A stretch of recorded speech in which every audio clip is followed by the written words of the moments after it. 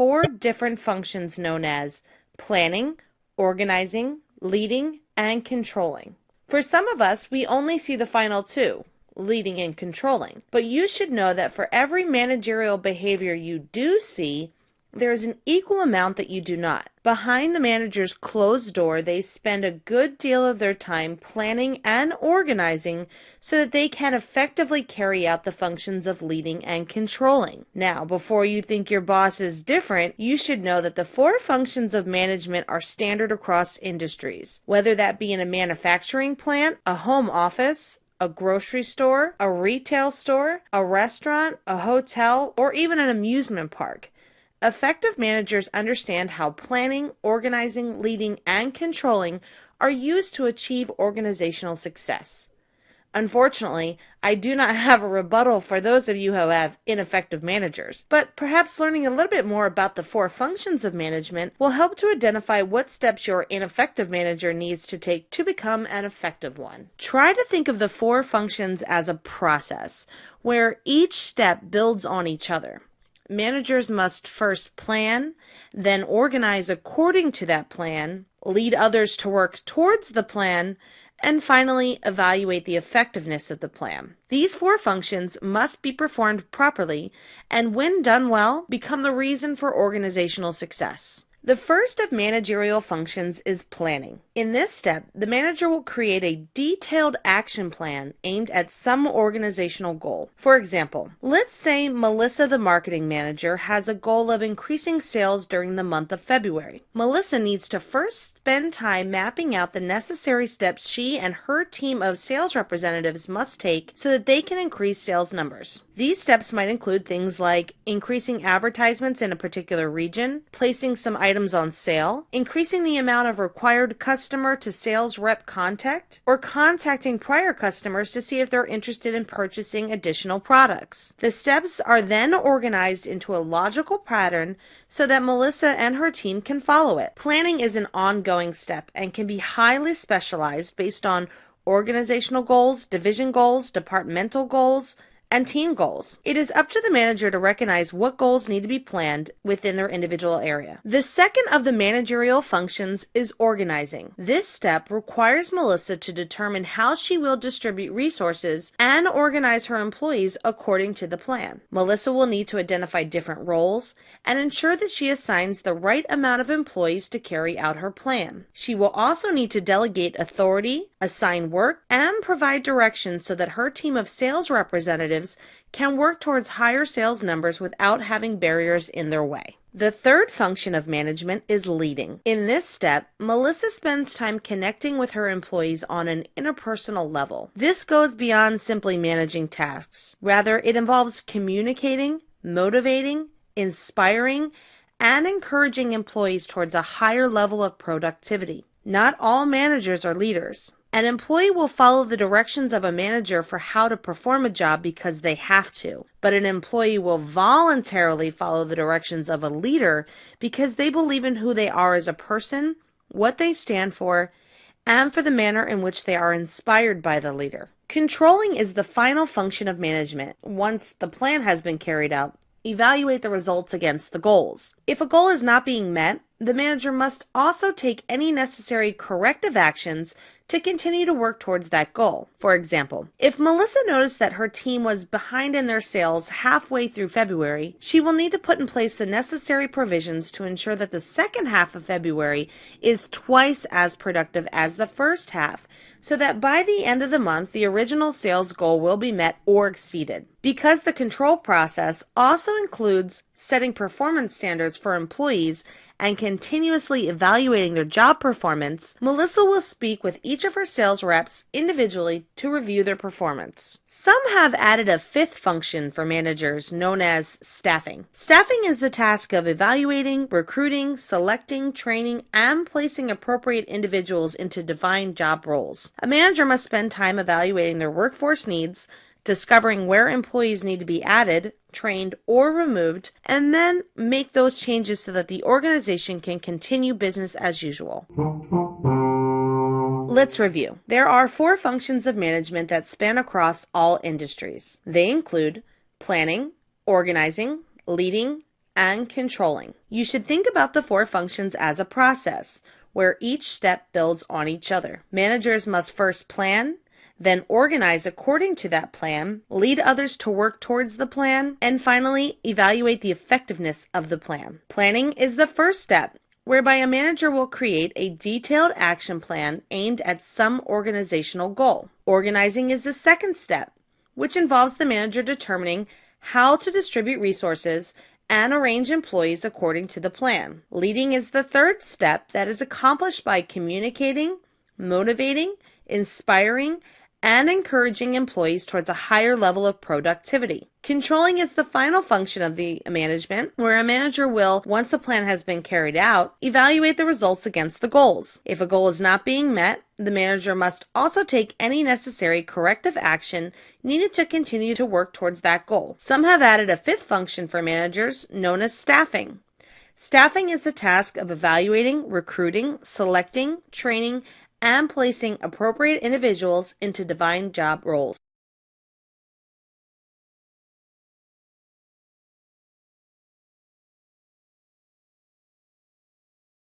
Management as an art, science, profession.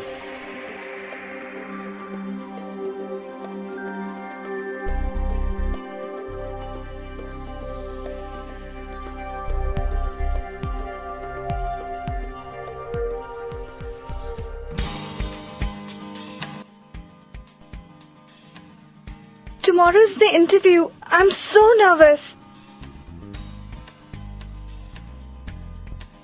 Young lady, this job requires you to take quick decisions. Think fast on your feet and always be calm and collected. Do you have it in you? Yes, sir. Okay, then demonstrate and tell me whether management is an art, science or profession. Right away, sir. Is management a science? Science is characterized by the following main features. Universal acceptance principles. Scientific principles may be applied in all situations, at all times, and at all places.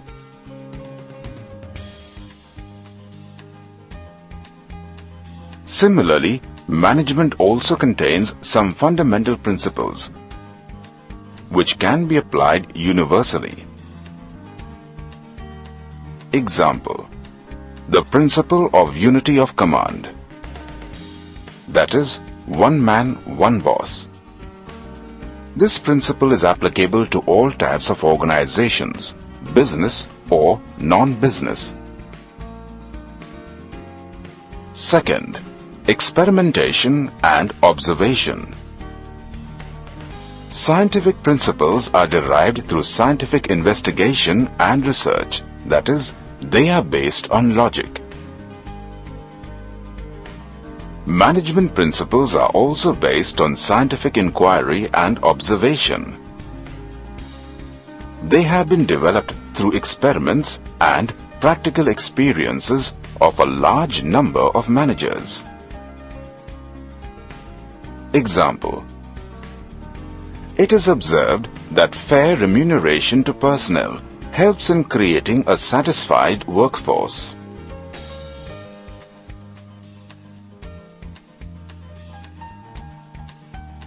Third, cause and effect relationship. Principles of science lay down cause and effect relationship between various variables. For example, when metals are heated, they expand. The same is true for management. For example, it is a general observation that when the workforce is treated as well as paid well in the form of salary and bonus, it adds to their work efficiency, thereby increasing the productivity of the organization. Thus, it establishes a cause and effect relationship.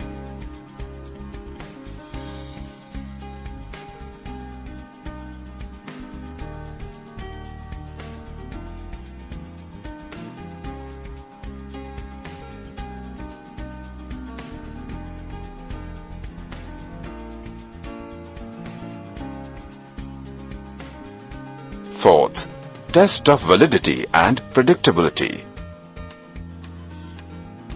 Validity of scientific principles can be tested at any time or any number of times. That is, they stand the test of time. Moreover, future events can be predicted with reasonable accuracy by using scientific principles. Similarly, the principles of management can also be tested for their validity.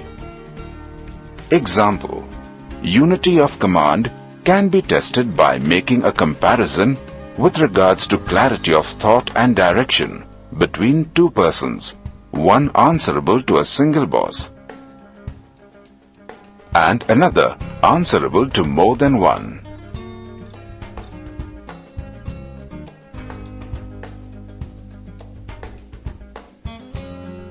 Thus, it is observed that principles of science, namely universally accepted principles, experimentation and observation, cause and effect relationship, test of validity and predictability, are true in case of management also. However, since management deals with human beings and human behavior, the outcomes of these experiments are not capable of being accurately predicted or replicated. Therefore, management can be called an inexact science.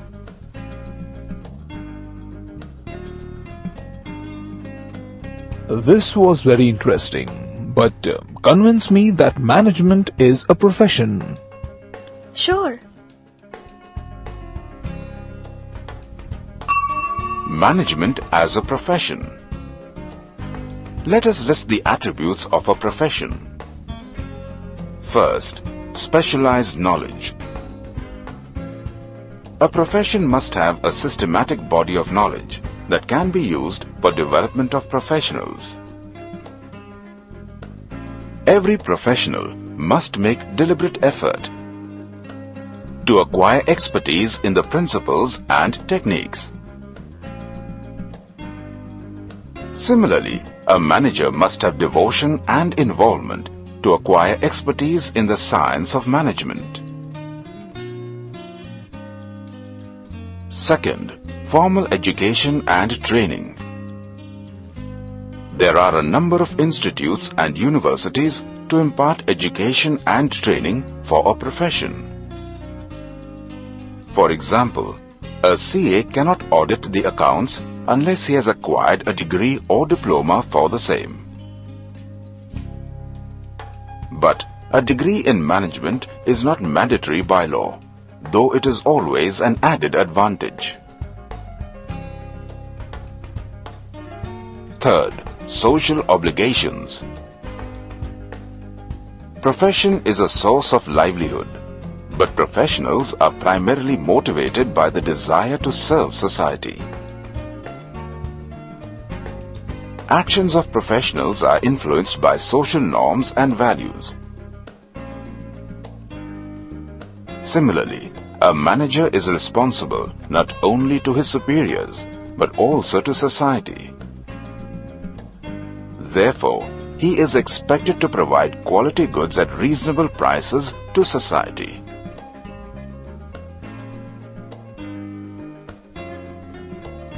Fourth, code of conduct. Members of a profession have to abide by a code of conduct which contains certain rules and regulations, norms of honesty, integrity, and special ethics. A code of conduct is enforced by a representative association to ensure self-discipline among its members. Any member violating the code of conduct can be punished and his membership can be withdrawn. The All India Management Association, AIMA, has prescribed a code of conduct for managers, but it has no right to take legal action against any manager who violates it. Fifth, representative association. For the regulation of a profession, the existence of a representative body is a must.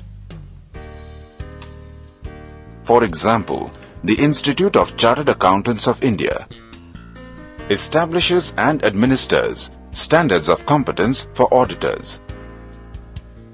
However, AIMA does not have any statutory powers to regulate the activities of managers.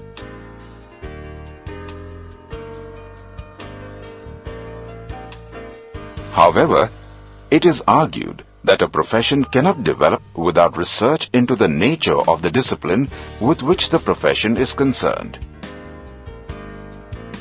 In light of developments taking place, management is undergoing the process of professionalization by acquiring some of the characteristics of a fully developed profession.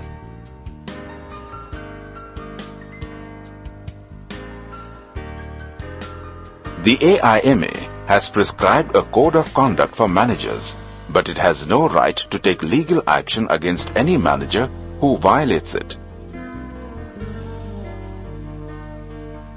They are as follows: formal education to degree level, existence and strengthening of professional organizations, foundation and development of professional literature, increased research activity supplying the discipline with new theoretical frameworks, new knowledge to deal with issues of technological development affecting the work of organizations, and effective management of their records.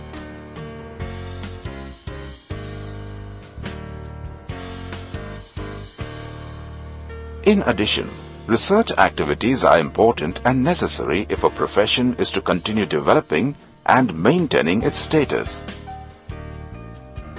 In the case of management, this is indeed taking place now. From the above discussion, it is quite clear that management fulfills several essentials of a profession. Even then, it is not a full-fledged profession because it does not restrict the entry in managerial jobs. No minimum qualifications have been prescribed for managers.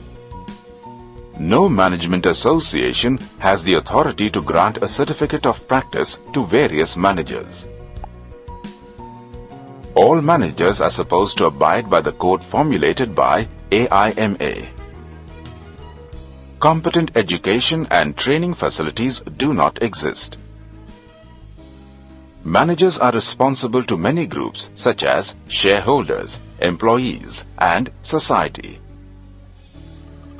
A regulatory code may curtail their freedom. Managers are known by their performance and not mere degrees. The ultimate goal of business is to maximize profit and not social welfare. That is why Hames has rightly remarked, the slogan for management is becoming, "He who serves best also profits most."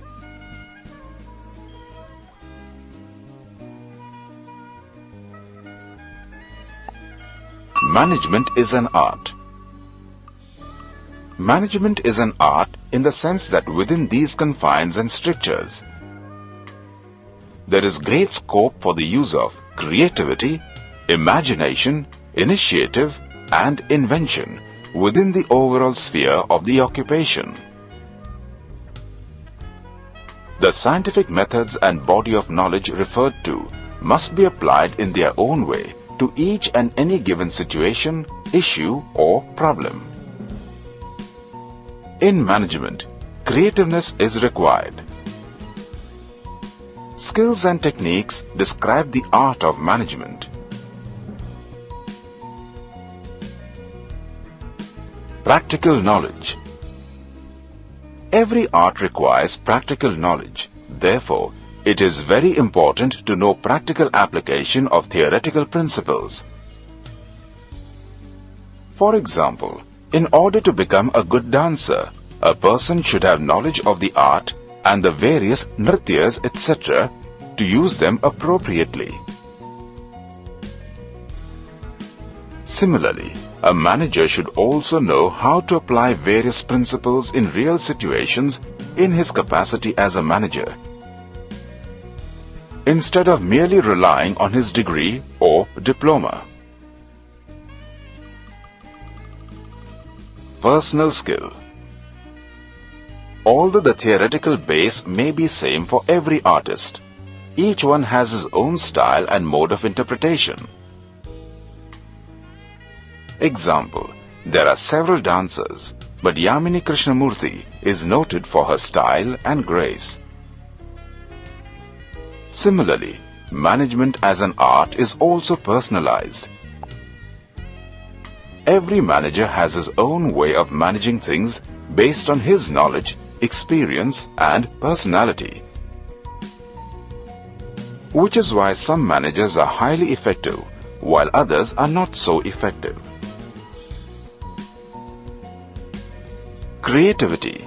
Every artist has an element of creativity, which is why he aims at producing something that has never existed before. This requires a combination of intelligence and imagination. Management is also creative in nature since it combines human and non-human resources in a useful way, so as to achieve desired results. Perfection through practice. Every artist becomes more and more proficient through constant practice. Similarly, managers learn through an art of trial and error initially, but application of management principles over the years makes them perfect in the job of managing. Goal-oriented. Every art is result-oriented as it seeks to achieve concrete results. Management is also directed towards accomplishment of predetermined goals. Managers use various resources like men, money, material, machinery, and methods to promote growth in an organization. The following are some of the activities in management in which art is being applied. Managers compete for resources against all other organizations with the appropriate skills and techniques. Managers must make only what creates overwhelming value. Managers must reward those who deserve it. Buy what else you need and relabel it, pun intended.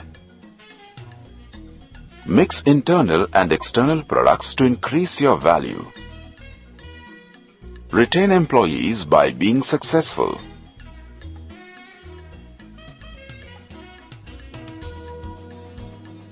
Management is an art because it requires defining a new way of looking at the nature of organizations, nature of work, nature of information, and the interrelationships thereof. Therefore, art will always have a part in the definition of management. To surface and question the assumptions underlying the given truths.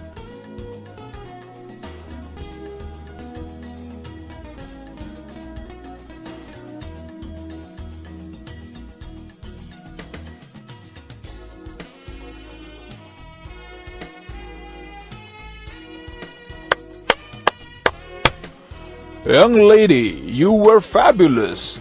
That was quick thinking. You are selected. Thank you, sir.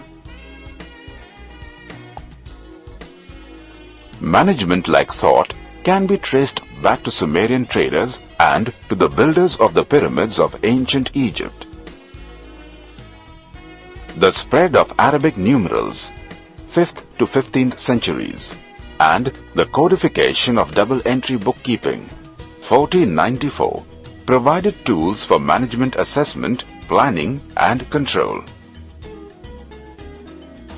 Adam Smith's The Wealth of Nations, written in 1776 by Adam Smith, a Scottish moral philosopher, The Wealth of Nations aimed for efficient organization of work through specialization of labor. Smith described how changes in processes could boost productivity in the manufacture of pins. While individuals could produce 200 pins per day, Smith analyzed the steps involved in manufacture and, with 10 specialists, enabled production of 48,000 pins per day.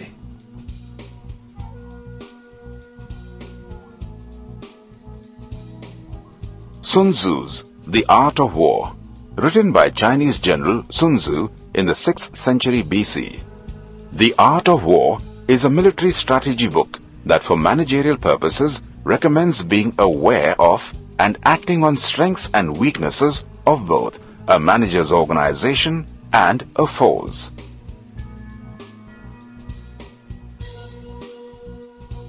Niccolo Machiavelli, the Prince.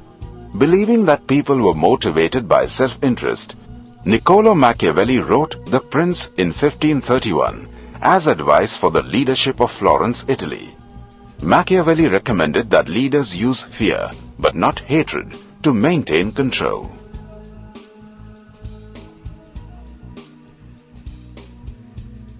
Coordination is the act of coordinating, making different people or things work together for a goal or effect. Management seeks to achieve coordination through its basic functions of planning, organizing, staffing, directing, and controlling.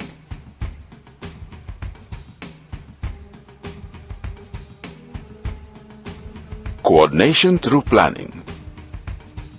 Planning facilitates coordination by integrating the various plans through mutual discussions and exchange of ideas. Example: coordination between finance budget and purchases budget. Coordination through organizing.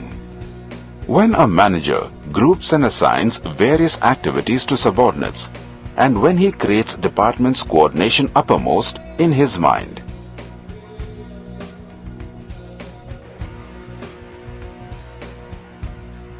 Coordination through staffing.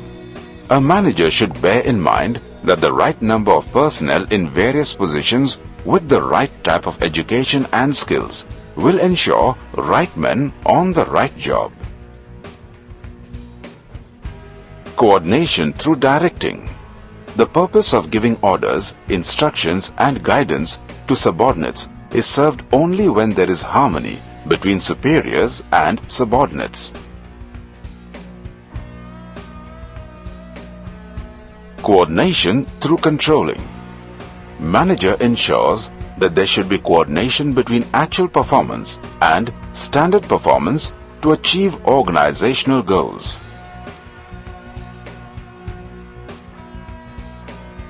Coordination integrates group efforts. Coordination unifies unrelated or diverse interests into purposeful work activity. It gives a common focus to group effort to ensure that performance is as it was planned and scheduled. Coordination ensures unity of action. The purpose of coordination is to secure unity of action in the realization of a common purpose. It acts as the binding force between departments and ensures that all action is aimed at achieving the goals of the organization. Coordination is a continuous process. Coordination is not a one-time function, but a continuous process. It begins at the planning stage and continues till controlling. Coordination is an all-pervasive function. Coordination is required at all levels of management due to the interdependent nature of activities of various departments. It integrates the efforts of different departments and different levels. Coordination is the responsibility of all managers. Coordination is the function of every manager in the organization. Operational level management coordinates the activities of its workers to ensure that work proceeds according to plans. Top level managers need to coordinate with their subordinates to ensure that the overall policies for the organization are duly carried out. Middle level management coordinates with both the top level and the first line managers. Operational level management coordinates the activities of its workers to ensure that work proceeds according to plans. Coordination is a deliberate function. A manager has to coordinate the efforts of different people in a conscious and deliberate manner. Cooperation in the absence of coordination may lead to wasted effort, and coordination without cooperation may lead to dissatisfaction among employees.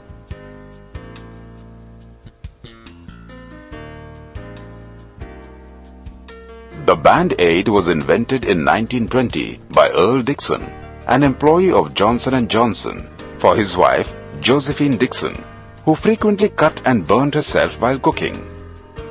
The prototype product allowed his wife to dress her wounds without assistance. Dixon passed the idea on to his employer, who then went on to produce and market the product as Band-Aid. Dixon had a successful career at Johnson & Johnson, eventually becoming a vice president at the company, before his retirement in 1957. The first bandages produced were handmade and not very popular. By 1924, Johnson & Johnson introduced the first machine that produced sterilized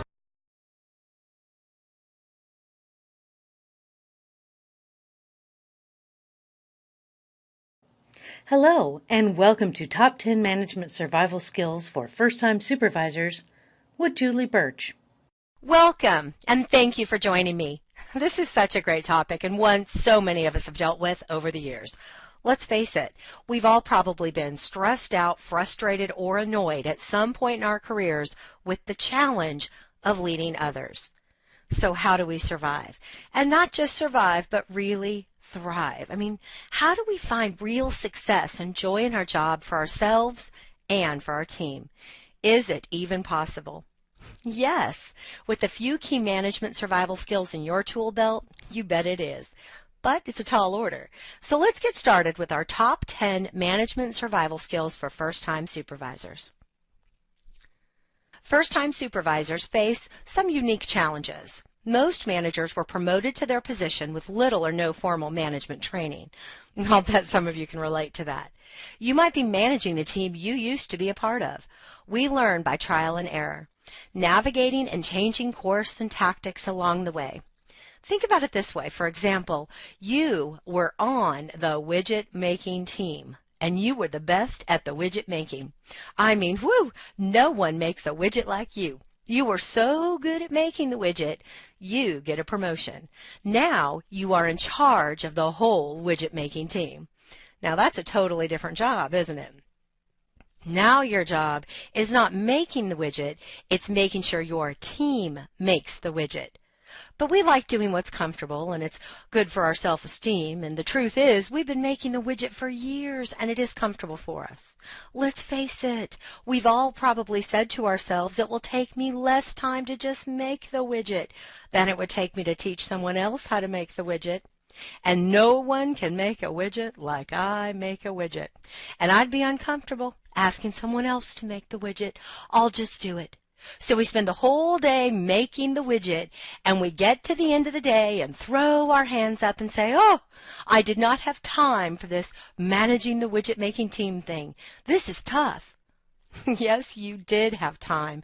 You made the classic first-time supervisor mistake of hanging on to what got you to the position instead of focusing on what is going to keep you there and be successful. It can be done, but it will require you learning some of those key management survival skills and then, of course, actually putting them into practice.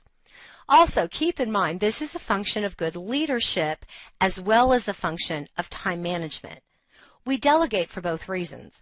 If you always do what you always did, you always get what you always got.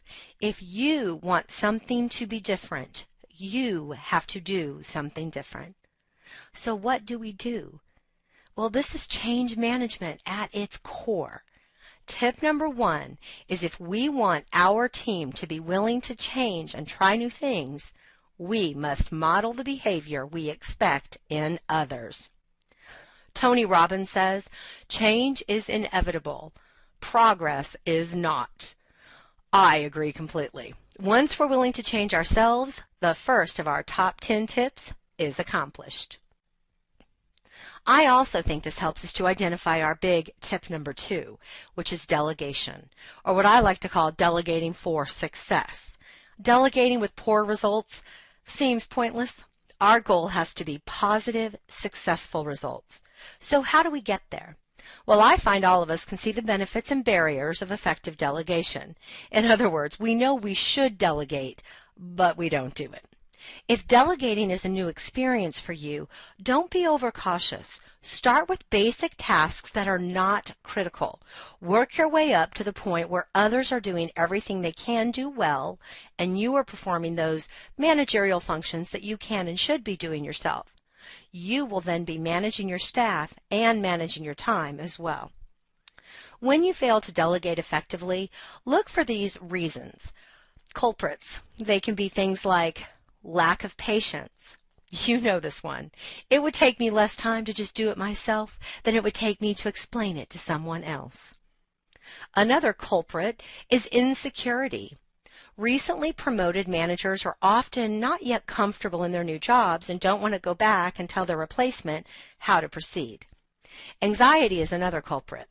New managers are often so eager to prove themselves that they refuse to delegate. Also, watch out for inflexibility. Some new managers are convinced that nothing can be done properly unless it is done personally. Inadequacy is the culprit of fear. It's the fear of being shown up. What if they do it better than me? Occupational hobby is my last culprit to pinpoint. This is when we are so attached to some aspect of our job that we just don't want to delegate it. The key to overcoming these obstacles is step number 1, recognize the culprits. Step number 2, practice eliminating them. Delegation is a skill learned through practice. There are a couple of steps I like to use to help ensure my delegation gets the results I'm looking for. These are my 7 steps for more effective delegation. First, asking myself, are they trained, is crucial. Now, if they're not trained, what do? Well, train them. Now, I can train them myself, or I can even delegate the training. Did you know you can do that? I love that one. Or you can allow for some self-instruction. Remember, the more specific you expect the result to be, the more specific you need to be in your training. Number 2, I will ask them, do they have the time to do it? Now, that may sound crazy, but I want them to do it right. So it's important to me that they have the time to do the task. Now, just because they say they don't have the time does not mean they're off the hook. It just means we get to talk about priorities. It's a great way to open up the lines of communication and make sure we're on the same page. Step number 3, I will clearly define the task or the project. Remember, the more specific I want the end result to be, the more specific I need to be. Step number 4, once I've clearly defined the task or the project, I must confirm understanding. I want to make sure they got it. However, if I say to them, so, do you get it? What will they probably say? Yes. But do they? Not necessarily. So why do they say yes? Well, when we ask questions like that, it can make them feel stupid. I prefer to use the question, did I explain that okay? Now they can tell me the truth because it's not about them anymore. It's about me. They can say, no, you made no sense when you said that. And that's okay. I would rather take the blame now and have a chance to get it corrected than to find out they didn't understand me later. Once I've confirmed understanding, I like to move to step number 5, which is offer resources and support. If they have additional questions, where can they go for answers? Can they go to you or to someone else? Is there a similar project somewhere they can look to if they need to see it? Number 6, You can offer periodic or scheduled follow-through. This is great if it's a long-term or a bigger project. This means you might say, I know this is a pretty involved project. Why don't we go ahead and schedule a short meeting to get together in, say, 2 weeks to see where we are and if you have any questions, just to confirm we're on the same page. And then, of course, step number 7, follow up after. You must provide feedback on their work. How did they do? What did you like? And what would you like them to modify the next time? I really find if you'll follow these 7 basic steps, you will get results from your delegation. Wow, you did it. 2 of our top 10 skills already addressed. That wasn't so hard, was it? Now the rest will seem easy. So let's look at our other 8. My top 10 management survival skills fall into 2 key areas of focus for first-time supervisors. Here's what we'll look at. The first area is setting the foundation, which includes building an effective team, getting the team on board, problem solving and daily communication challenges like conflict management. The second area is about staff development, which would include things like performance evaluations, counseling sessions, performance improvement processes and plans, and of course, coaching and motivation. Setting the foundation of building a team means first-time supervisors have to implement tip number 3, which is they should learn the ropes before taking the reins. It's an all too common mistake in leadership. You come in with great ideas. You're going to solve all the problems and fix the place up quick, only to find the rest of the group is hesitant, resistant, or just plain angry. They're not flexible and won't do anything I say. We lament about it, but we never really took the time to listen first. When a new manager is named, there will be some concern and fear from the rest of the group, and understandably so. They don't know what they're going to get or how they'll fit into the new plan. Generally, people's resistance to change is rooted in fear.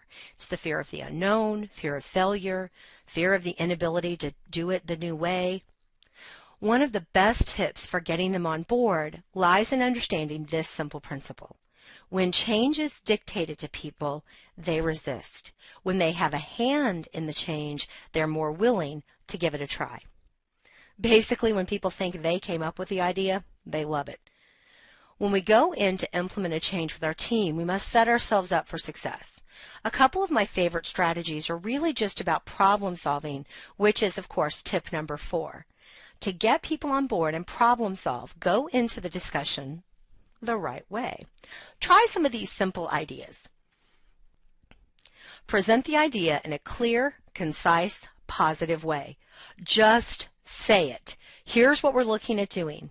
Make sure you avoid 2 common first-time supervisor mistakes. Going and using what I call the cheerleader and the negative joiner. The cheerleader is the one that sounds way too positive and, well, like a cheerleader. It's going to be great. You're going to love it. It's the best idea ever. People hate that. And then when they try to ask questions, we cheer them our answer. It's going to be great. You're going to love it. Stop with the questions. You're being so negative. People want to be listened to, not cheered at. The second mistake is what I call the negative joiner. This is the negative manager that joins the bandwagon of complaining. They walk in and say things like, "Oh, I know you're going to hate this. I don't like it any more than you do. It's not my choice. I didn't make the decision, so don't come complain to me." Yikes. That ought to sell them on it, huh? Again, clear, concise, and positive. Then follow that with lots of listening. Here's what we're looking at doing. We want all of your ideas and thoughts as we're making this transition. What do you think? Then listen. Turn negatives into positives and require solutions to identified problems. Talk with them about the potential pitfalls and problem solve together. Remember, they like it more if they have a hand in it. You can also get them involved in how you implement the changes or ideas. Be clear in how they can ask questions or contribute ideas as the plan or changes roll out. Keep the lines of communication open. Don't dump it on them and then go silent. Stay open and maintain your listening skills, making it easy for them to talk with you about their concerns, fears, or questions will help make the change go smoother. Getting your team on board will be easier the more we listen to the people.